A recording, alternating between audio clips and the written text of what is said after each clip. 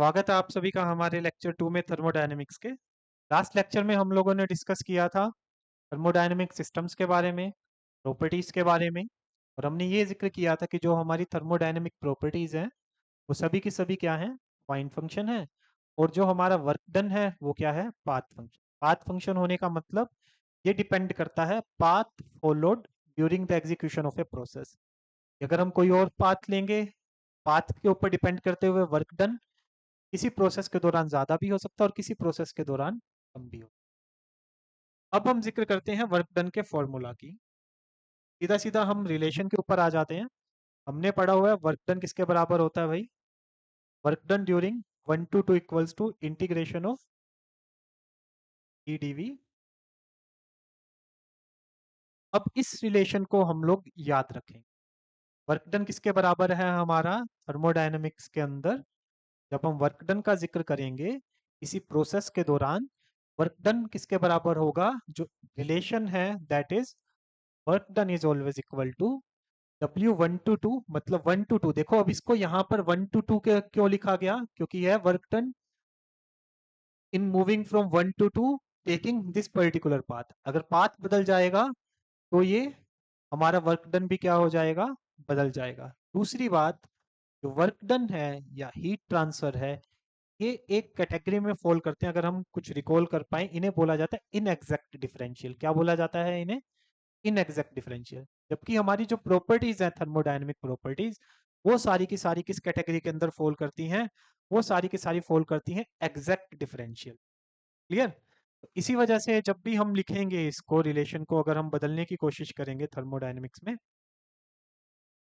DW को लिखने की कोशिश करेंगे हम लोग, तो इस तरीके से लिखा जाएगा, वर्क डन लिखा जाएगा during the part of a process D cut W will be equal to P dot. यहाँ पे देखिए डी कट साइन का यूज किया जा रहा है। इस साइन का मतलब क्या है, यह मतलब है कि ये क्या है, इन एग्जैक्ट डिफरेंशियल। अब अगर हमें इन एग्जैक्ट डिफरेंशियल को एग्जैक्ट डिफरेंशियल में कन्वर्ट करना हो, तो हमें उसको किससे मल्टीप्लाई करना पड़ता है, एक इंटीग्रेटिंग फैक्टर से मल्टीप्लाई करना पड़ता है। जैसे कि अगर हम इसको डी डब्ल्यू को एक एग्जैक्ट डिफरेंशियल में कन्वर्ट करें, यहाँ पर हमने डी डब्ल्यू जो एक इन एग्जैक्ट डिफरेंशियल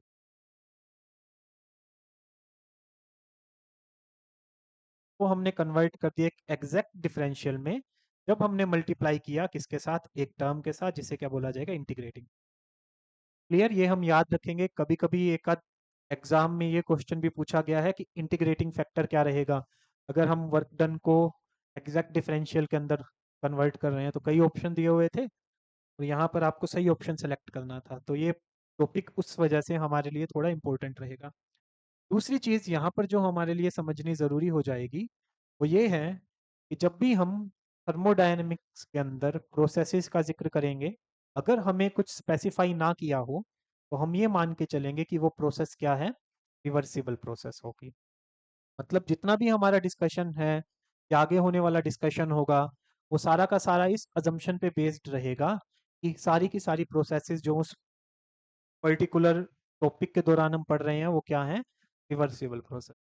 जब तक कि आपको बोला नहीं जाता कि इरिवर्सिबल प्रोसेस है, तब तक हम ये मान के चलेंगे प्रोसेस क्या है, रिवर्सिबल है। कारण क्या है इसका, इरिवर्सिबल प्रोसेस को हम लोग पीवी या टीएस या किसी भी तरीके के प्रॉपर्टी डायग्राम के ऊपर शो नहीं कर सकते। सिर्फ और सिर्फ कैसी प्रोसेस को शो किया जा सकता है पीवी और टीएस डायग्राम के ऊपर, सिर्फ और सिर्फ हम लोग शो कर सकते हैं कैसी प्रोसेसेस को, रिवर्सिबल प्रोसेस को। इरिवर्सिबल प्रोसेस शो ही नहीं की जा सकती। प्रोसेसेस मतलब दो कैटेगरी में है, एक है रिवर्सिबल और एक है इरिवर्सिबल। जो रिवर्सिबल प्रोसेस है हमारी, वो हमारा हाइपोथेटिकल केस है। जितनी भी प्रोसेसेस एग्जीक्यूट हो रही हैं दुनिया में, वो कौन सी हैं, सारी की सारी इरिवर्सिबल प्रोसेस होती है। लेकिन क्योंकि एनालाइज करना और स्टडी करना आसान हो जाता है, रिलेशन डेवलप करना आसान हो जाता है, इसलिए हम एक अजम्पशन को लेकर चलते हैं कि जो प्रोसेस हम एग्जीक्यूट कर रहे हैं वो हमारी कैसी है, एक रिवर्सिबल प्रोसेस है। ज्यादा डिटेल इसकी जब आएगी तब हम पढ़ेंगे। वर्क डन के बारे में हमने जिक्र कर लिया, work done is equal to area under the curve of PV plot, ये हम याद रखेंगे। या फिर दूसरी चीज जो हमारा फॉर्मूला बेस में था वो क्या था, that W1 to 2 equals to integration of P DV within limits 1 to 2, या फिर डी डब्ल्यू किसके बराबर था, D W is equal to P DV. Clear, याद रहेगा। ये रिलेशन ही यूज होगा हमारा वर्क डन को कैलकुलेट करने के लिए थ्रू आउट दिस कोर्स। अब हम जिक्र करते हैं हमारी कुछ प्रोसेसेस का जो हमने अभी तक पढ़ा था। ये पाथ फंक्शन, पॉइंट फंक्शन हम डिस्कस कर चुके हैं। तो उस रिलेशन को जो हमने अभी डिस्कस किया है, वर्क डन कैलकुलेट करने का रिलेशन, कौन सा रिलेशन था वो, that W1 to 2 equals to integration of PDV within limits 1 to 2। तो यहां पर जो हमारी पहली प्रोसेस है वो कौन सी है, constant volume process. Constant volume process का मतलब क्या है, that volume at initial state and volume at final state is equal, means V1 equals to V2। अब रिकॉल करें हम उस रिलेशन को, वर्क डन क्या है, 1 to 2 किसके बराबर था, integration with in limits, done, करिए इंटीग्रेट P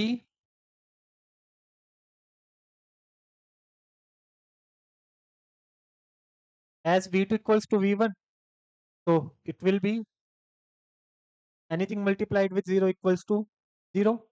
तो हम ये याद रखेंगे, सीधा सीधा पूछा जा सकता है हमसे क्योंकि ऑब्जेक्टिव टाइप एग्जाम आने वाला है, कि पीडीवी वर्क हमारा कांस्टेंट वॉल्यूम प्रोसेस के दौरान कितना होता है, 0 होता है। ये यूजफुल रहेगा, किस लिए ज्यादा जरूरी है इसको याद रखना, क्योंकि जब हम, हमारा पहला टॉपिक जो सिलेबस में मेंशन किया हुआ वो है application of first law and second law of thermodynamics. तो जब हम फर्स्ट लॉ को अप्लाई करेंगे तब हमारे लिए ये रिलेशंस बहुत जरूरी रहेंगे। क्लियर।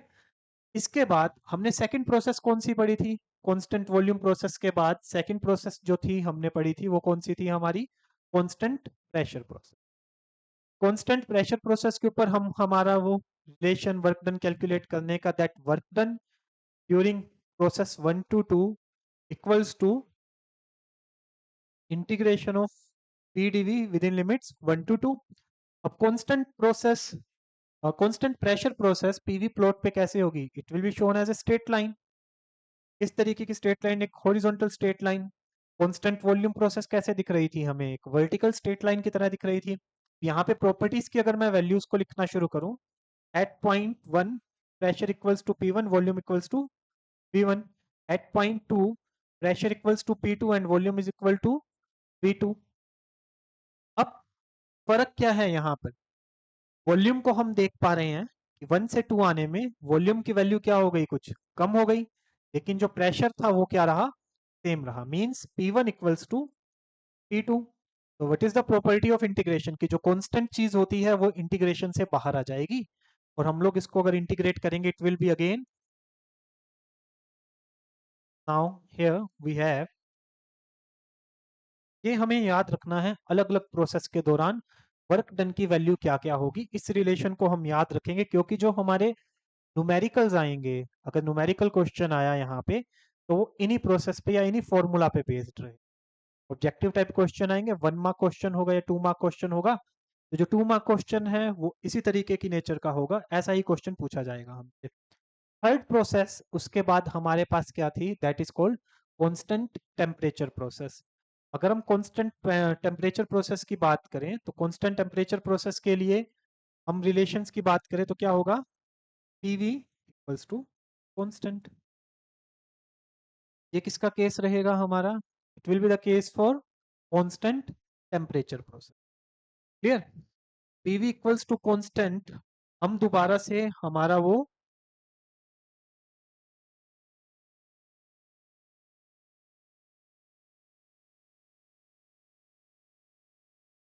फॉर्मूला लगाते हैं, that work done 1 to 2 will be integration of PDV within limits 1 to 2। अब पीवी किसके बराबर है, कांस्टेंट के, तो पी किसके बराबर आ गया, C upon V. Putting it here, यहाँ पर हमारे पास क्या आ गया, C D V by V within limits 1 to 2। Integrate करिए,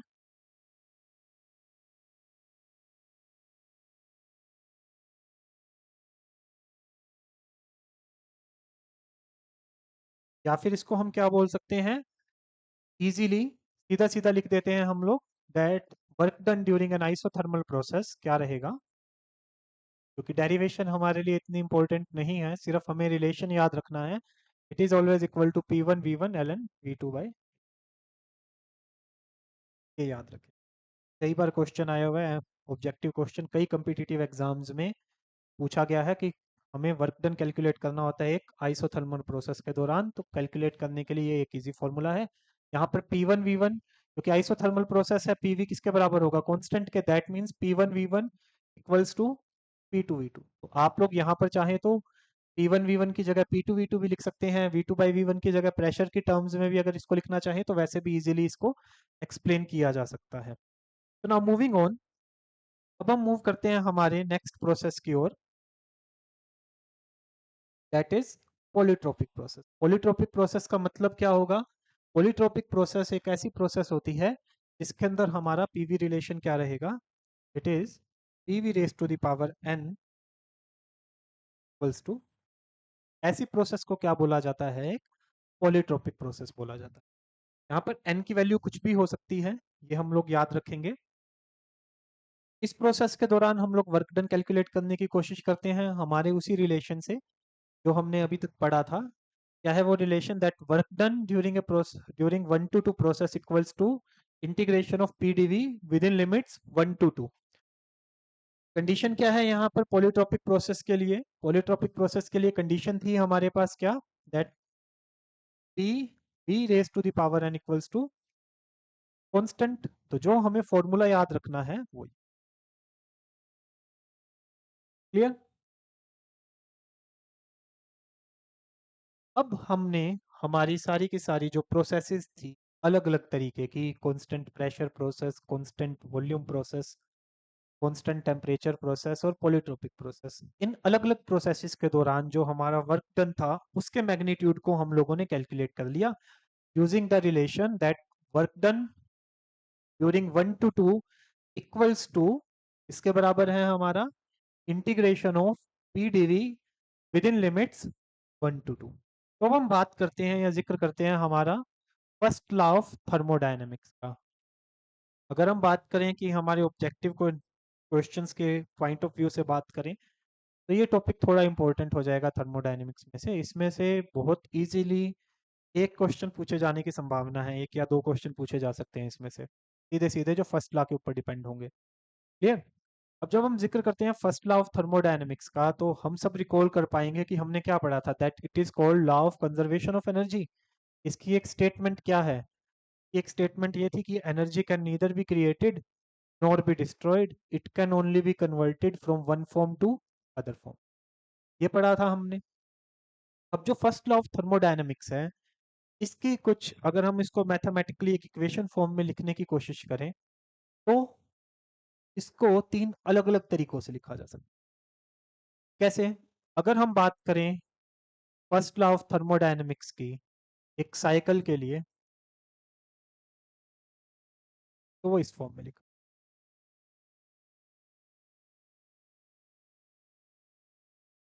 ये किसके लिए है हमारे पास, first law of thermodynamics for इस close system undergoing a cycle, clear. क्योंकि साइकिल के केस में क्या होता है, प्रॉपर्टीज की वैल्यू क्या रहती है एट द स्टार्ट और at the end of the cycle क्या रहती है, सेम रहती है। या फिर इसको क्या बोले, net heat transfer is equal to net work transfer during a cycle executed by a close system. अगर कोई क्लोज सिस्टम एक थर्मोडायनेमिक साइकिल एग्जीक्यूट करेगा तो नेट हीट ट्रांसफर किसके बराबर होना चाहिए, या नेट हीट इंटरेक्शन किसके बराबर होना चाहिए, नेट हीट इंटरेक्शन बराबर होगा किसके, net work interaction.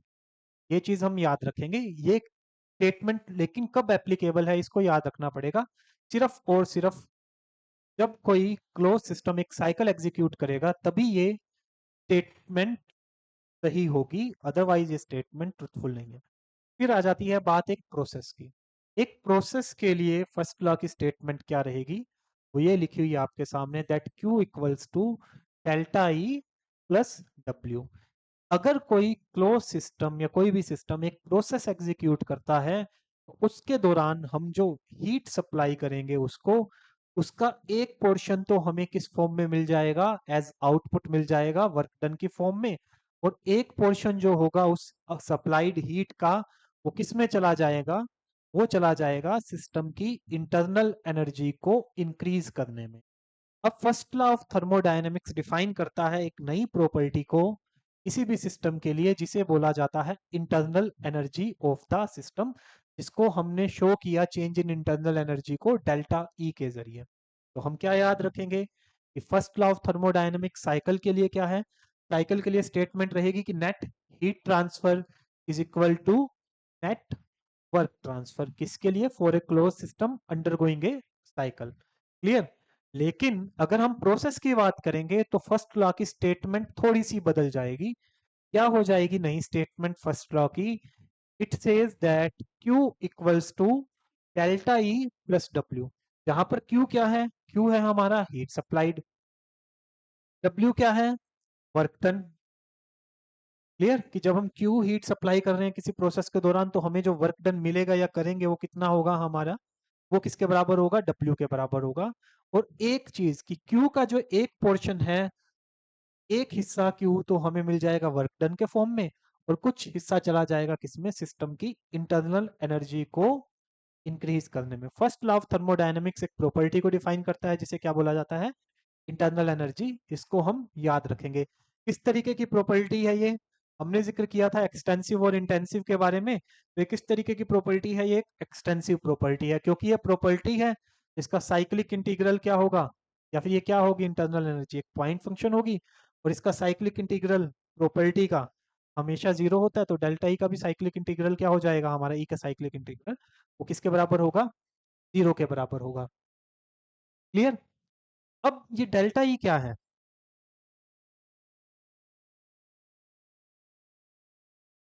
Delta E जैसा हमने अभी जिक्र किया था कि हम लोग किसको लेके चले थे, थर्मोडायनेमिक्स में जब भी हम कोई भी एग्जांपल लेते हैं सिस्टम का, तो सबसे पहला सिस्टम जो दिमाग में आता है वो क्या है, हमारा पिस्टन सिलेंडर अरेंजमेंट। क्लियर। इस पिस्टन को हमने जो हीट दिया पाया था, यानी हीट सोर्स कैलकुलेट कर सकते हैं, वर्क डन जो मिलेगा वो हम कैलकुलेट कर सकते हैं। यहाँ पर फर्स्ट लॉ क्या कह रहा है कि एक प्रोसेस के दौरान कि इस सप्लाइड हीट का एक पोर्शन तो वर्क के फॉर्म में मिल जाएगा, बाकी पोर्शन कहाँ चला जाएगा, इंटरनल एनर्जी को इंक्रीज करने में चला जाएगा। ये इंटरनल एनर्जी किन एनर्जीज का सम होती है,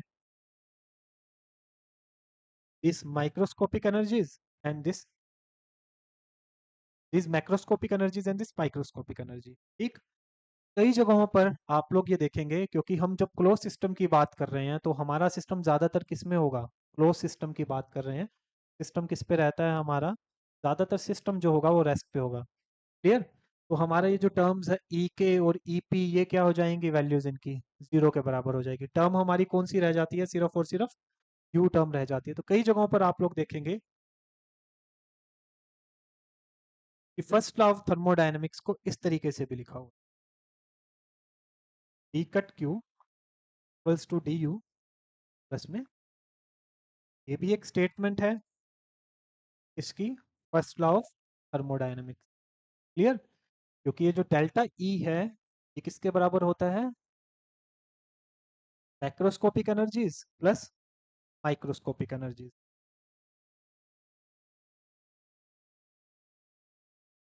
या फिर ई किसके बराबर होता है, जो इंटरनल एनर्जी की हम बात कर रहे हैं। ठीक। ये हमारी मैक्रोस्कोपिक एनर्जी थी सिस्टम की, ये क्या थी, माइक्रोस्कोपिक एनर्जी थी। क्लियर।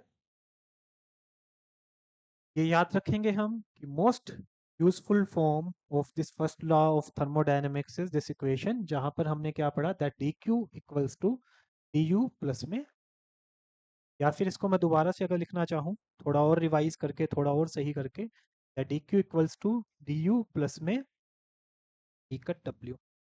ठीक है। या फिर हम यूं भी लिख सकते हैं that Q equals to delta U, या फिर D U change in internal energy plus integration of P DV. अब नेक्स्ट पार्ट में हमारा काम क्या रहेगा, हमने अभी तक किसके बारे में पढ़ा था, अलग अलग प्रोसेसेस के दौरान हमने क्या पढ़ा था, वर्क डन को कैलकुलेट किया था। सिमिलरली अब हमारा नेक्स्ट पार्ट क्या है कि उन अलग अलग प्रोसेसेस के ऊपर हमें फर्स्ट लॉ ऑफ थर्मोडायनेमिक्स को अप्लाई करना है। कोई भी फॉर्म ले सकते हैं, एक ये फॉर्म है हमारे पास, या फिर एक फॉर्म मैंने और जो लिखी, that D cut D U plus में। क्लियर? तो हम सबसे पहले लेते हैं हमारी कौन सी प्रोसेस को, constant volume. Constant volume process के अंदर क्या होगा भाई, लगाइए फर्स्ट लॉ ऑफ थर्मोडायनेमिक्स की। हमने क्या किया, क्यू हीट सप्लाई की, पीडीवी वर्क डन की वैल्यू कितनी होती है, यहाँ पर क्या है फर्स्ट लॉ की statement, equals to delta E plus integration 1 to 2 PDV. लिख सकता हूँ ऐसे, क्लियर? या फिर Q equals to delta U plus integration 1 to 2 PDV. Recall करो, हमने क्या पढ़ा था, पीडीवी की वैल्यू कितनी होती है, इंटीग्रेशन ऑफ पीडीवी की कांस्टेंट वॉल्यूम के लिए, as DV equals to 0 so this equals to 0। इसका मतलब क्या हुआ, that during a constant volume process के दौरान क्या होता है, जितना भी आप हीट सप्लाई करते हैं वो सारा का सारा कहाँ चला जाता है, gets converted into change in internal energy of the system. जो एक कांस्टेंट वॉल्यूम प्रोसेस एग्जीक्यूट जब हम करेंगे, सारी की सारी हीट जो आप सप्लाई कर रहे हैं वो सिस्टम की इंटरनल एनर्जी को इंक्रीज करने में चली जाती है।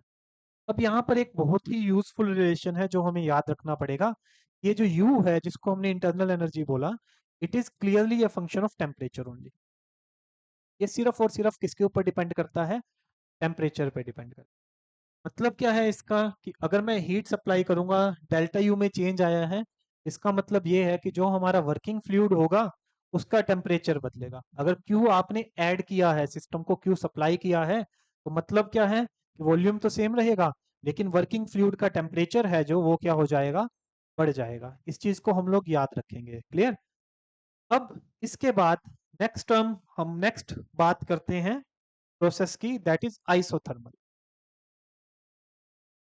आइसोथर्मल प्रोसेस की प्रॉपर्टी क्या है, that T equals to constant. अब लगाओ जरा ये equation, Q equals to delta U plus integration 1 to 2 P DV. अब टेम्परेचर अगर कांस्टेंट रहेगा and U is a function of temperature alone, अगर टेम्परेचर सेम रहेगा तो डेल्टा यू कितना हो जाएगा, delta means change in temperature ना, क्योंकि टेम्परेचर सेम है तो delta you will be equal to 0। तो यहाँ पर क्यू किसके बराबर हो जाएगा, मतलब एक आइसोथर्मल प्रोसेस के दौरान जितनी भी हम हीट सप्लाई कर रहे हैं वो सारी की सारी हीट हमें in the form of work done मिल जाती है। तो ये दो प्रोसेसेस हमने आज स्टडी करी, कौन कौन सी, कांस्टेंट वॉल्यूम प्रोसेस स्टडी किया हमने, और दूसरा कौन सा स्टडी किया हमने, कांस्टेंट टेम्परेचर प्रोसेस स्टडी किया। कांस्टेंट वॉल्यूम के दौरान क्या हुआ था, स्पेशल केसेस है ना, कांस्टेंट वॉल्यूम प्रोसेस के दौरान जो हमने हीट सप्लाई की वो सारी की सारी किस में कन्वर्ट हो गई, सिस्टम की इंटरनल एनर्जी में।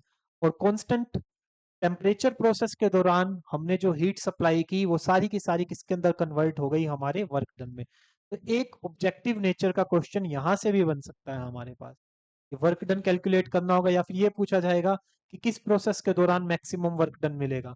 3 या 4 ऑप्शन देगा, तो हम याद रखेंगे कि आइसोथर्मल प्रोसेस के दौरान जितनी हम हीट ऐड कर रहे हैं वो सारी की सारी किस फॉर्म में मिल जाती है, हमें वर्क डन की फॉर्म में। ये किसने कहा, हमारे फर्स्ट लॉ ऑफ थर्मोडायनेमिक्स ने ये बोला हमें। क्लियर है, याद रखेंगे। अब थर्ड प्रोसेस हमारे पास कौन सी थी भाई, कांस्टेंट प्रेशर प्रोसेस। अप्लाई कीजिए, क्यू किसके बराबर होगा, डेल्टा यू प्लस में इंटीग्रेशन 1 to 2 पीडीवी। क्लियर? तो यहाँ पे क्या निकल कर आएगा कि कांस्टेंट प्रेशर प्रोसेस के दौरान जब मैं हीट सप्लाई कर रहा हूँ तो उसका एक पार्ट तो मुझे किसके फॉर्म में मिल जाएगा, वर्क डन के फॉर्म में मिल जाएगा, और हीट का एक पार्ट किसके अंदर चला जाएगा, सिस्टम की इंटरनल एनर्जी को इंक्रीज करने में चला जाएगा। जबकि क्या हो रहा था, आइसोथर्मल प्रोसेस के दौरान सारी की सारी जो हमें हीट सप्लाई कर रहे थे हम, वो सारी की सारी हमें वर्क डन के फॉर्म में मिल रही थी। क्लियर? ये तीनों प्रोसेसेस अब खत्म हो गई।